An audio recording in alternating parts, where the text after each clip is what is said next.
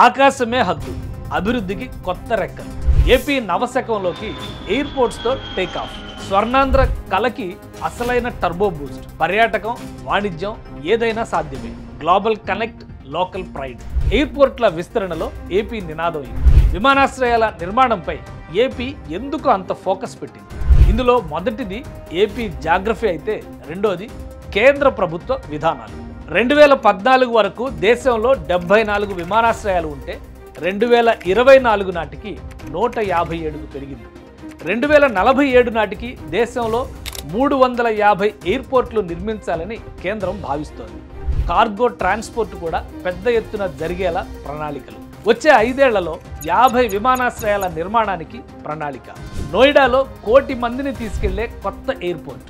నవీ ముంబైలో 18,000 కోట్లతో కొత్త విమానాశ్రయం. చెన్నై, బెంగళూరు నగరాల్లో సెకండ్ ఎయిర్పోర్ట్స్ ప్లాన్. మహానగరాలన్నింటికీ 2వ విమానాశ్రయం పైనే కన్ను.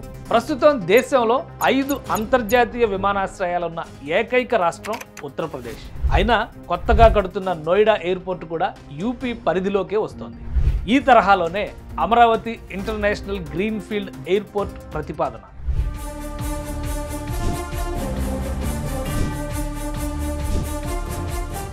అమరావతిలో ఎయిర్పోర్ట్ విషయంలో ఏపీ సర్కార్ పక్కా కమిట్మెంట్తో ఉంది. కేంద్రం సహకారంతో ఈ ప్రాజెక్టు రాజధాని అభివృద్ధికి కొత్త ఊపిరి పోస్తుంది. 5,000 ఎకరాల్లో నిర్మించేందుకు ఫీజిబిలిటీ స్టడీ జరుగుతోంది. ల్యాండ్ పూలింగ్ ద్వారా భూసేకరణ చేయాలని ఎన్డీఏ సర్కార్ యోచిస్తోంది. కేంద్ర ప్రభుత్వ వైబిలిటీ గ్యాప్ ఫండింగ్ సహకారంతో నిర్మించేందుకు సన్నాహాలు చేస్తోంది. అమరావతికి 35 కిలోమీటర్ల దూరంలో ఉన్న గన్నవరం ఎయిర్పోర్ట్ 10 లక్షల మందిని హ్యాండిల్ చేస్తోంది. కానీ రాజధాని అవసరాలకు అది సరిపోదు. ఎంఎన్సీలు, జాతీయ సంస్థలు, కార్పొరేట్ కార్యాచరణ అమలైతే అమరావతికి ప్రత్యేక విమానాశ్రయం ఉండాల్సిందేనని రాష్ట్ర ప్రభుత్వం స్పష్టం చేస్తోంది. ఎయిర్ ట్రావెల్ని మరింత చీప్గా మలచడం, ఆహార ఉత్పత్తుల తరలింపు కోసం ఎయిర్ కార్గో వినియోగించడం అనే లక్ష్యాలతో కేంద్రం ఉడాన్ పథకాలను రూపొందిస్తోంది. నైసర్గికంగా పొడవైన రేఖలా విస్తరించి ఉన్న ఏపీకి ఎయిర్పోర్ట్ల అవసరం ఎక్కువగా ఉంటుందని రాష్ట్ర ప్రభుత్వం అంచనా వేస్తోంది. అందుకే జిల్లాకో ఎయిర్పోర్ట్ దిశగా అడుగులు వేస్తోంది.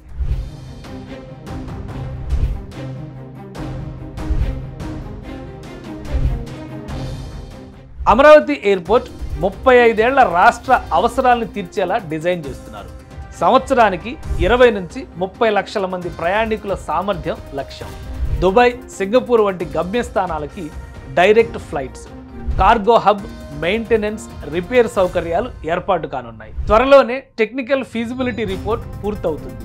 భూసేకరణ పూర్తయితే 2028, 2030 నాటికి నిర్మాణం ప్రారంభమయ్యే అవకాశం ఉంది.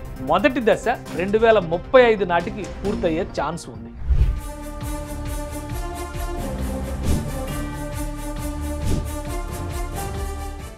ఫ్యూచర్ అమరావతి కోసం దార్శనికత అవసరమని ఏపీ ప్రభుత్వం భావిస్తోంది. కేంద్రం తెచ్చిన పథకాలని సద్వినియోగం చేసుకుంటే అమరావతి ఆవిష్కారం నాటికి ఎయిర్ ట్రాఫిక్ పెద్ద ఎత్తున పెరుగుతుందనేది అంచనా.